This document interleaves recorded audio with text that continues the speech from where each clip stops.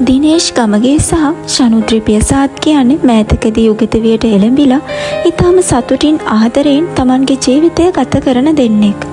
ඒ කොහොම වුණත් මේ දවස්වල ශනුද්‍රි සහ දිනේෂ් ගැන පැතිරෙන කටකතා නම් එච්චරම හොඳ ඒවා නෙමෙයි.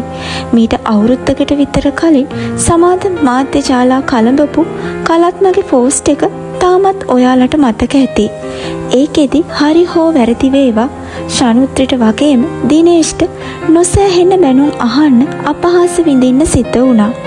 අන්න ඒ වගේම පෝස්ට් මේ දවස්වල නැවතත් ෂෙයා වෙන්න පටන් අරන් තියෙනවා. ඔවුන් දෙදෙනාගේ ඡායාරූප වීඩියෝ පටවලට විවිධ ආකාරයේ කැප්ෂන් එකතු කරලා ඒ දෙන්න සතුටින් ඉන්නේ ලෝකෙට පේන්න විතරක් කියන එක රසිකයන්ට කියන්න ඔවුන් උත්සාහ කරලා තියෙනවා. ඒ වගේම ශනුද්‍රි විවාහයට පෙර ගබ්සා කිරීමක් සිද්ධ කරා කියලත් මේ වෙද්දි මේ පෝස්ට් හරහා ෂෙයා වෙනවා. ඒ විතරක් නෙමෙයි දිනේෂ් විවාහයට පෙර ඉඳලම තරුණියන් විශාල ප්‍රමාණයක් රවටා අනාථ කරා කියලා කටකතා පැතිරෙනවා. කොහොම වුණත් මේ වගේ ඇත්ත නැත්ත හරියටම කියන්න අපි දන්නේ නැහැ. මෙහෙම ෂෙයා වෙන පෝස්ට් සම්බන්ධයෙන් ගොඩක් අය දොස් කියලා තියෙනවා. ඒ හැමෝම කියන්නේ දිනේෂ් සහ ශනුද්‍රිගේ පෞද්ගලික ජීවිතයේ දේවල් අනිත් අයට අදාළ වෙන්නේ නැහැ කියලා.